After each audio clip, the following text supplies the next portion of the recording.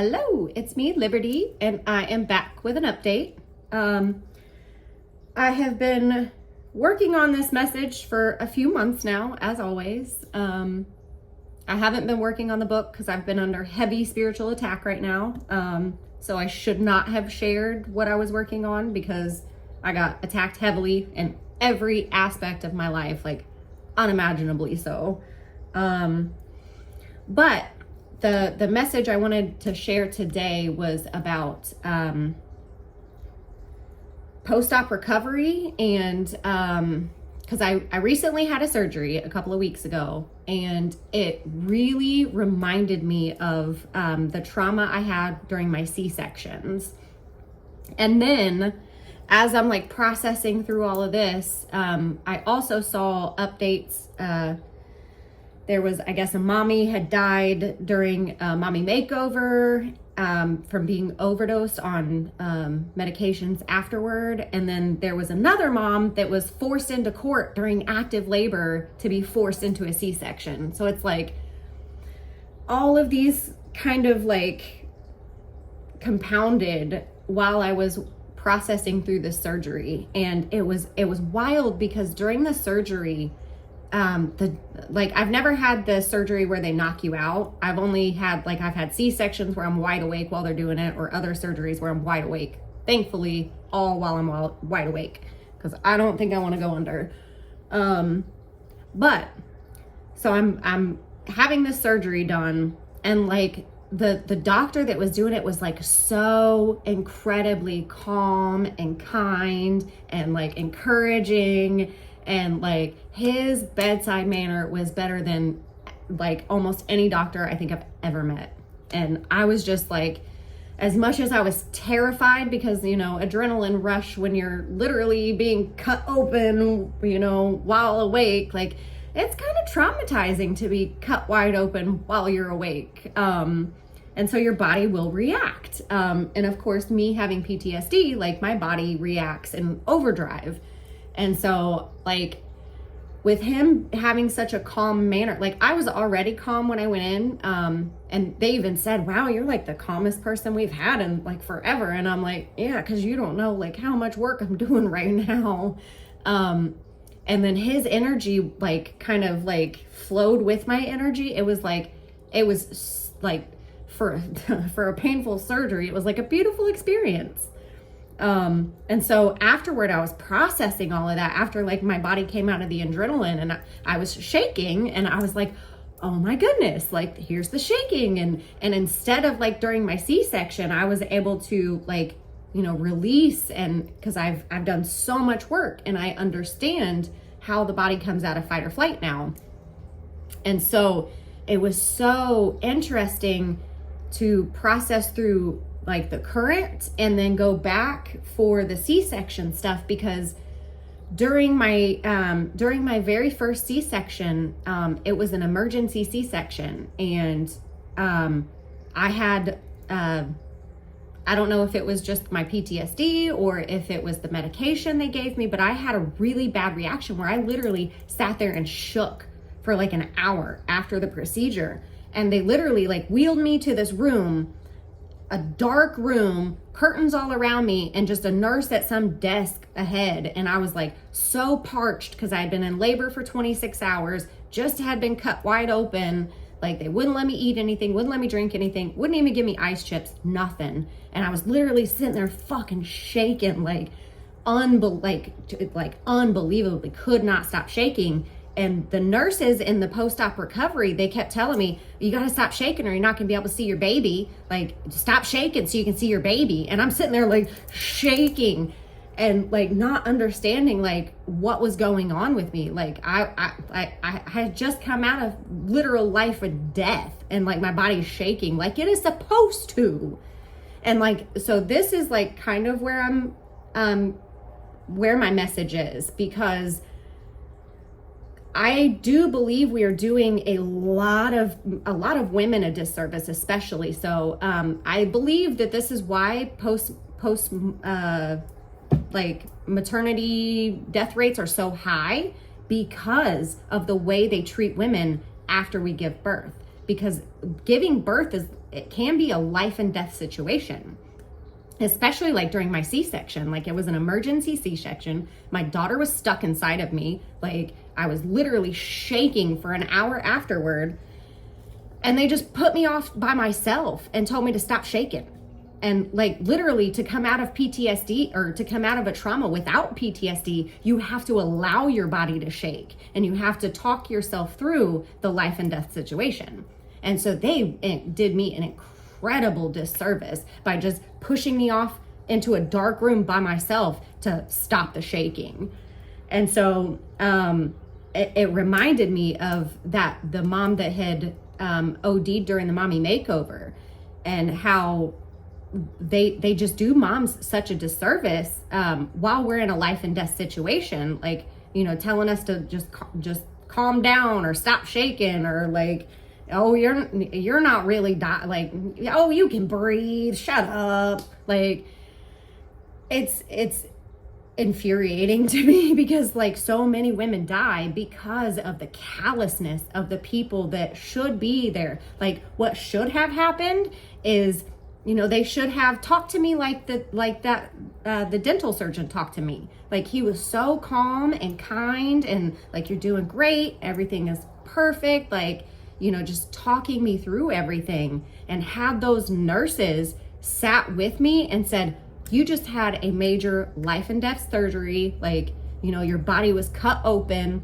like, your adrenaline went through the roof, you had a bad reaction to the medication, so of course your body's, you know, processing all of this trauma that happened, like, you're safe now. Had they sat there and like held my hand and said, you're safe now, you just had a life and death experience, but you're okay now, I think I would have stopped shaking. I would have been like, yeah, like, I had a life and death experience, but I'm alive now, like, everything's gonna be okay. Like, I think I would have stopped shaking in like 2 or 3 minutes, because I would have been able to talk myself through that.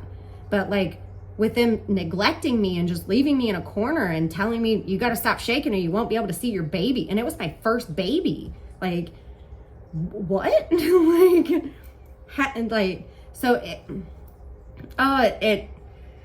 adrenaline rush that I felt during my most recent surgery,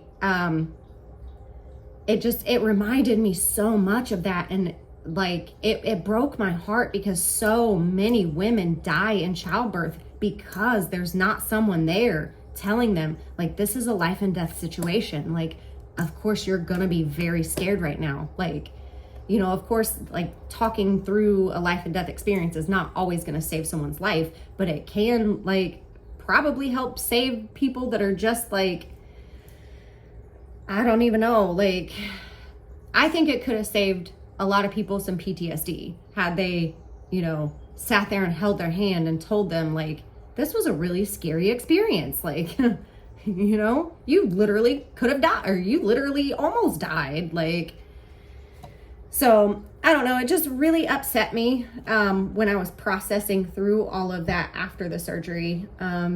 Just because he was so kind and like caring during that, and it was just a simple dental procedure, but like, the way they were so callous after my C-section, and the way they were with the mommy makeover, like, they literally just pumped her full of drugs and let her die, and knowing she was sensitive to medications. And that was what happened to me too, is I was sensitive to the medications. Not only did I do, you know, adrenaline rush from being cut wide open, but I'm sensitive to medications. Like, I can't be pumped full of that crap. And so like, or the lady that was dragged into court while she's in active labor, like, that woman, oh my Lord, that woman's a saint. Like, I think she would be the best doula for anyone, anywhere. And that's the messed up thing, is she was a doula too. And you could tell during the court proceeding, like, this woman in active labor, she is so calm, and like, and they still did her so dirty, because as soon as she went to sleep, like, they tried to say her baby was crashing, and they wheeled her in for the C-section anyway, which is so messed up. But yeah, like, when we go through life and death trauma, like, just having someone be like calm and supportive can like really make a difference, make a huge difference. And like him talking me through that, like really helped me to go back to my first C-section and process through that trauma too. Cause like I thought I had processed through that during all my trauma work, but like it was still very, very alive in there because of the neglect that they had done. Like that was incredibly neglectful. And I don't know if like there's anything that can be done to like change that, because like surely I'm not the only one that's just been wheeled off to a room and told to like stop shaking or like suck it up, buttercup. Like I don't know, like I just feel like everything is getting like more and more calloused and like not helping people process things in a healthy way. So I don't know. I'm like processing through so much right now. So like that's probably why, not just the spiritual attacks, but like that's probably why I'm not able to work on the book right now. Cause like all of this stuff has been activated. So yeah, like I don't know if anything can be done about that, but like there should be some kind of process for like calming someone after a traumatic event. Like even just like a supportive person holding your hand, telling you, you know, it's going to be okay. You know, typically that's what a partner would do. I've never had a kind partner that would talk nice to me. So like, I think, hospitals and things should be aware that not everybody has that internal part that can calm them, or an external person that can calm them. And maybe they need a little hand holding and, you know, coddling in those instances, especially like when it's like severe life and death trauma. Like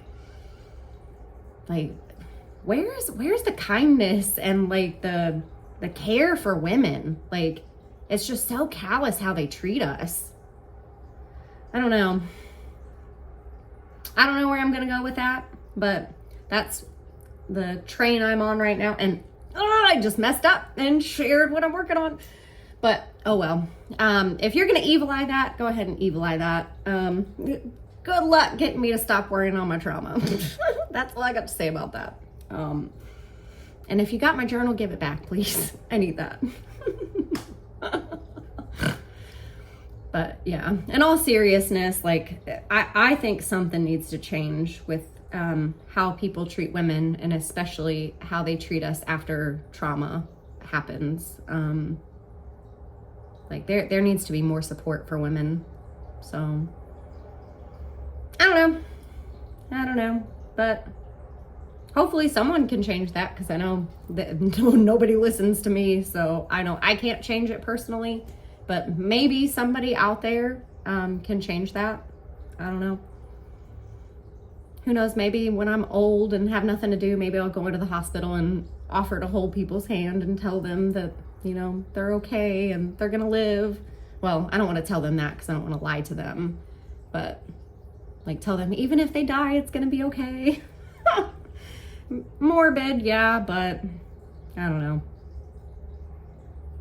But be careful telling people what we're working on, because like the evil eye has been so real with me recently, trying to work on the book and everything. And I haven't even had a minute to breathe. Like I have been hammered at every single aspect of my life. Since I decided, I'm going to share that I'm going to work on this. And so I had a dream recently about that too. About like I was sharing with someone about like my trauma and whatever, and like in the dream I was like crying and, you know, sharing, and she was like, oh, can I give you a hug? And I was like, oh, of course, I love hugs. And like I hugged her and all my protection spilled out. And then she was like, oh, like, and, you know, looking at all my protection, and I had something that I don't usually have, and I think I'll probably try to find it or create it. But she was asking me about it, and like in the dream, I was like so excited to tell her, and I was like, oh, this is to protect against this, and like it helps with this, and like this is how I got it, and this is like why I use it. And then I like in the dream, spirit told me you shouldn't have said that. And I was like, ooh, okay. And I didn't realize, like, spirit was telling me, like, I need to be very careful, like, what I share with people before it's actually done. Like, you know, if I'm doing some kind of protection or if I'm doing some kind of work, I need to be very, very careful what I share, you know, because the energy works are real. Like, you know, people will, they very much can and will affect your life, you know, like in unimaginable ways. Like, I don't even know how to explain it. But like, you know, they could just like start a small fire over here and then start a small fire over there. And like, you're busy like putting out these fires instead of actually working on what you told people. Hey, I'm going to work on this thing right here. And then, but it's like, oh, I'm not really working on this thing because I've got like all these 4 fires going on right now. And so I can't. Yeah. So it's been kind of frustrating, to just like not really be able to work on like what I want to work on, and what I had set out to work on. But obviously there is a reason for everything. So like, obviously I was not supposed to be working on it right then and there. I did work on it for a little while, and then I got small fires. Well, now they're big fires to put out everywhere. And then, you know, once all the fires get put out, maybe I will work on it. Maybe I won't. Like, at this rate, like, I have been writing this book for a decade, and every single time I try to work on it, like, I am spiritually attacked. So maybe it's just not meant to be right now. Like, I don't know. And I don't know if anybody knows any special protections or any kind of,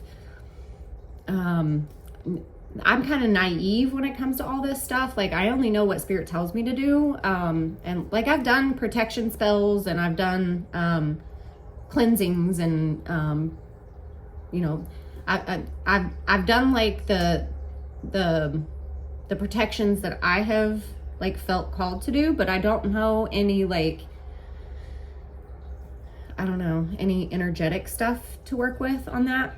So I don't know if anybody has any they can share, but otherwise I'll probably just work with my spirit team on that one. Or maybe I won't. I don't know. I don't really know. I don't know what I'm supposed to be working on right now, because it seems like anytime I share what I'm working on, it gets like pulled out from under me. Like, even like the littlest thing, like I literally posted a pretty picture of myself and like, ooh, I'm gonna go on a dating site, and it's like, nope, now we gotta explode your life over here so that you can't even have a free minute to even chat with people, to set up a date. Like, oh Lord.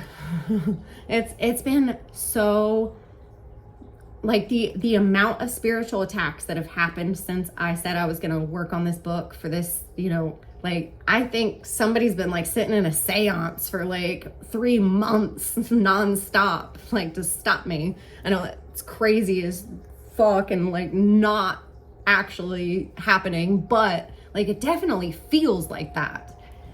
And I don't know who would hate me enough to like send that much energy towards, well, yes, I do. Never mind. I know a lot of people that hate me that much, but I don't know which one it is. And like, if I don't know somebody's attacking me, like I won't spiritually attack them. So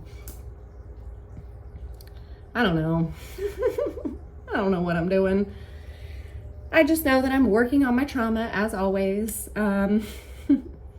And like, there's got to be something to change how they treat people during and after surgery. Because if that dentist could be that calm and kind and supportive, like, a nurse can too. Like, surely they can get some sensitivity training or something. Like, I don't know. I don't know. I know there was more, but like I said, I can't find my journal. So I don't know what more there was, but I'm sure I'll be, giving an update soon, maybe in a couple months. I don't know. If I don't get attacked more, we'll see. But anyway, I love y'all. I hope y'all are working on stuff too. But send protection, please. I love y'all. Bye.